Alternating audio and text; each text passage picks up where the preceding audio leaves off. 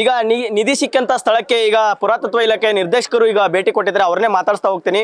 Sir, ಈಗ ಏನು ಸ್ಥಳಕ್ಕೆ ಭೇಟಿ ಕೊಟ್ಟಿದ್ರಿ, ಆ ಫ್ಯಾಮಿಲಿ ಏನಾದ್ರು ಭೇಟಿ ಮಾಡಿದ್ರಾ, ಏನಾದ್ರು ಭರವಸೆ ಕೊಟ್ಟಿದ್ರಾ, ಏನ್ ಸ್ಥಳದಲ್ಲಿ ಏನ್ ಪರಿಶೀಲನೆ ಮಾಡಿದ್ರಿ ಸದ್ಯಕ್ಕೆ? ಈಗ ಇಲ್ಲ, ನಾನು ಈಗ ಅವ್ರ ಫ್ಯಾಮಿಲಿಯವ್ರು ಇನ್ನೂ ಮಾತಾಡ್ಸೋದು ಬರ್ತಿದ್ದಂಕ್ಲೆ ತಾವುಗಳೆಲ್ಲ ಬಂದರೆ ಸ್ಥಳ ಪರಿಶೀಲನೆ ಮಾಡಿದೆ ಸರ್. ನಾನು ಸ್ಥಳ ಪರಿಶೀಲನೆ ಮಾಡಿದೆ. ಅದು ಆಂಟಿಕ್ ಇದು ನಮ್ಮ 1962 ಆ್ಯಕ್ಟ್ ಪ್ರಕಾರ ಏನು ಹ್ಯಾಂಡ್ ಓವರ್ ಮಾಡ್ಕೊಂಡ್ರೆ ಇದು ಖಂಡಿತ ನಿಧಿನೇ ಸರ್.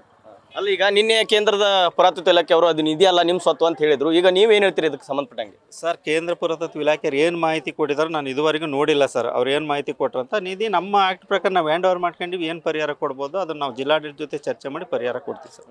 ಏನು ಪರಿಹಾರ ಕೊಡ್ತೀರಿ ಸರ್ ಈ ಕುಟುಂಬಕ್ಕೆ? ನಮಗೇನು ನಿಧಿ ಸಿಕ್ಕಿದೆ ಅದರಲ್ಲಿ 5ನೇ ಒಂದು ಭಾಗ ಕೊಡೋದಕ್ಕೆ ಅವಕಾಶ ಇದೆ. ಅದನ್ನು ಪ್ರಾವಿಷನ್ ಮಾಡಿಸ್ತೀವಿ ಸರ್. ಅಂದ್ರೆ ಯಾವ ತರ ಸರ್? ಏನು ಪರಿಹಾರ ಅಂದ್ರೆ ಅದು ಹಣದ ರೂಪದಲ್ಲಿ ಸರ್. ಹಣದ ರೂಪದಲ್ಲಿ ಸರ್. ಈಗ ಅವ್ರಿಗೆ ಮನಿ ಇಲ್ಲ, ಮನಿ ಇನ್ನೂ ಸರ್ ಅದು ನಮ್ಮ ಹಿರಿಯ ಅಧಿಕಾರಿ ಮಾನ್ಯ ಸಚಿವರು ಜಿಲ್ಲಾಡಳಿತ ಜೊತೆ ಚರ್ಚೆ ಮಾಡ್ತಾರೆ ಸರ್. ಅವ್ರು ಏನು ನಿರ್ಧಾರ ಮಾಡ್ತಾರೆ ಅದು ಮುಂದಿಂದು.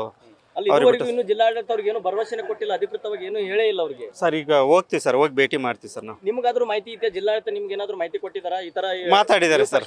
ಮಾಡಿದಾರೆ ಸರ್. ಜಿಲ್ಲಾಡಳಿತದಿಂದ ನನ್ನ ಜೊತೆ ಚರ್ಚೆ ಮಾಡಿದ್ದಾರೆ ಸರ್. ಹಾಗಾಗಿ ನಾನು ಸ್ಥಳಕ್ಕೆ ಬಂದೆ ಸರ್. ಇದಿಷ್ಟು ಪುರಾತತ್ವ ಇಲಾಖೆಯವರ ಮಾತಾಗಿರುವಂಥದ್ದು. Suresh Kadlimitti, news first, Gadag.